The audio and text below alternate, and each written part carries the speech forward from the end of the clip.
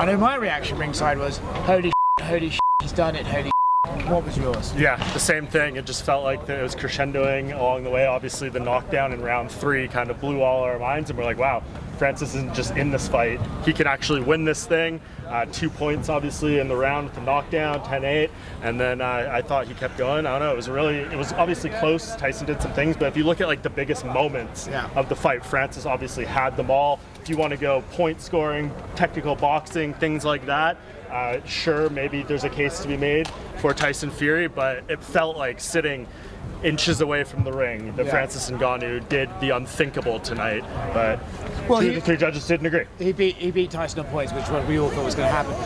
I think also goes to testing to your thing. It's like if you can read a lot into body language, but Ngannou's team was celebrating at the ring, at the bell, and Fury's team were not, and I think that sort of told a little tale in itself. I also thought. I kind of went in when like, is Tyson going to carry him? That was all this like sort of story about it, and then I felt like, well, you've been dropped now, you better turn it on.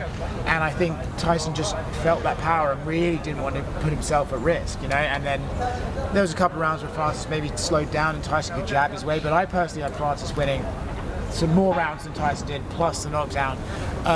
But it's also one of those things where he lost the fight maybe, but he's won, another boxing match with any heavyweight in the world. Oh my God, if there's ever a moral victory, Francis Ngannou got one tonight. And I guess take it with a grain of salt, people. Like, we were sitting ringside, haven't seen the broadcast. We're the MMA guys, quote unquote, so I'm trying not to be a prisoner of the moment here and maybe just being shocked by the competitiveness of this fight. But man, Francis, just unbelievable. He didn't get knocked out, he didn't get starched, he didn't get blown out of the water. The experienced boxing judges, one of them scored it in his favor. At worst, he was a couple rounds off in the losing judges. So this was far exceeded expectations. What a performance by Francis Ngannou, and he has earned his right in this boxing world.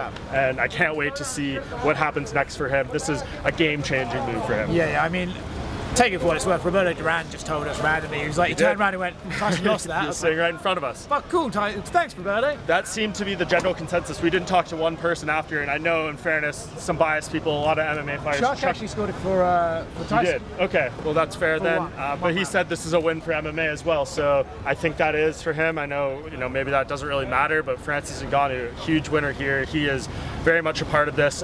Dewey Cooper told me that Mauricio Solomon, the president of WEC, told him that Francis Ngannou in their next rankings update will be a top 10 heavyweight in the world of boxing, which is fantastic. And I mean, maybe he should be higher. I don't know where he's going to be in that top 10. Maybe he should be top 3, maybe he should be top 4. I imagine he can beat at least a few of those guys cleanly in there. We don't really know the Joshuas, some of these other dudes, but he's right there.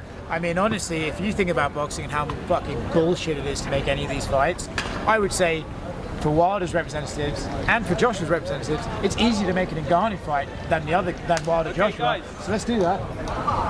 They're getting thrown down. Let's just do that and then and make some money. I think, especially with Francis' relationship in Saudi Arabia, this is clearly not a one and done for him. Man, I'm just kind of blown away by it, really. Like, what a year. Sean O'Malley, Sean Strickland, Francis Ngannou. Any more?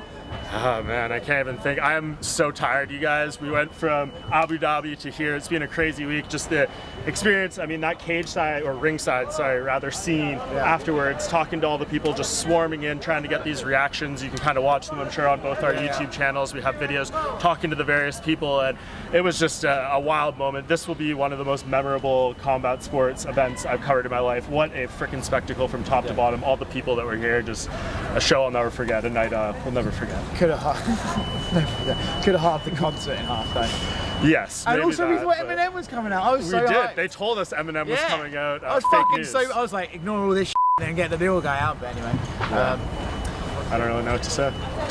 Cheers.